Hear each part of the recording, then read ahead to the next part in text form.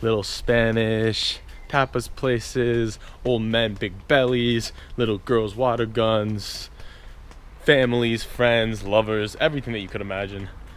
Estrella Galicia, down the gullet. Oh, that was a satisfying afternoon. And then I took the bike up this enormous hill, exhausted myself entirely. Finally got it back to base. Really satisfying bike ride. Don't think my legs have pumped that hard since.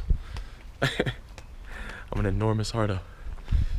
But finally got back to the base. Slept it off. Or actually went for 3 nights of ridiculous partying with Bean, who had just arrived. Slept that off. And then on the last day, I remembered I had to return that fucking bike to Santa Eulalia. So I didn't have a car, obviously. Couldn't find a taxi to take the bike. So I just started to like absolutely gun it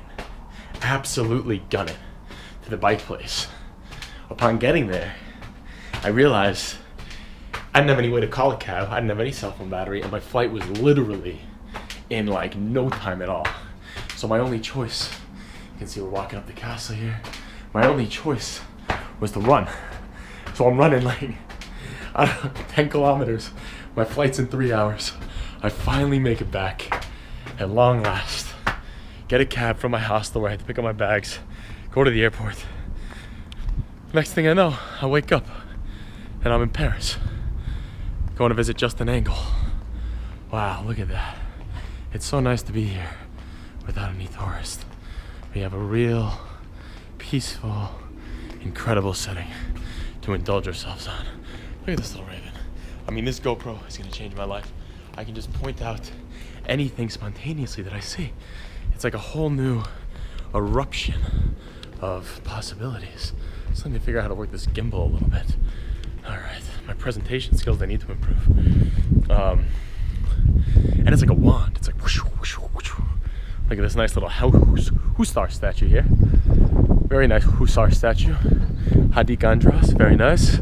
Lovely, I love that. Oh, it's so nice to be up here in the peaceful oasis that is post-tourist Budapest. Some would argue that it's a little less, I don't know, action-packed. There's not enough going on, but on the whole, I think you gotta say, just from a visual perspective, this is unbeatable. I mean, look at this castle. Check this out, folks. That's the Matthias Church, the Matthias Church. Actually not a castle. Originally constructed in 13th century. Or I should say, a church was constructed on this site in the 13th century. It has undergone a series of modifications. Oh, come back to me, little GoPro. All right.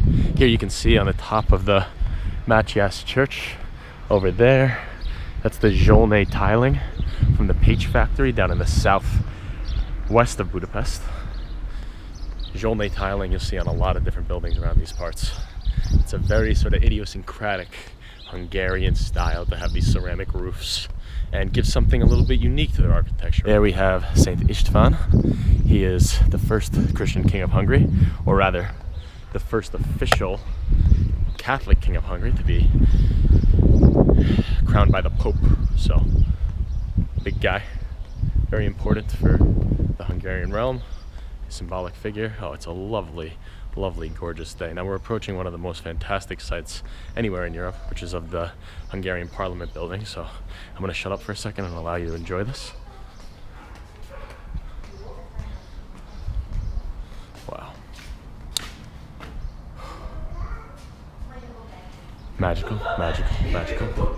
The Castle District, which has recently become my backyard, is just a smorgasbord of incredibility, incredibility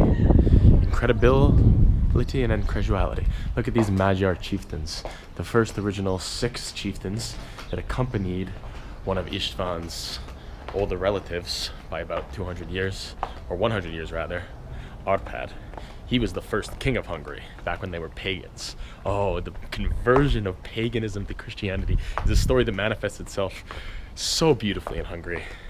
And by beautifully, I mean horribly tragic for what the Christians did to the pagans, but in the spirit and marvel of academic exploration, you cannot hope to have more compelling narratives than the pseudo-Mongolian horse lords storming from the Carpathian Basin, through the Carpathian Basin rather, settling in this land of rivers and valleys and dells and plains, and then slowly being entrenched into the corrupt, decrepit system of European Pope-spearheaded Catholicism.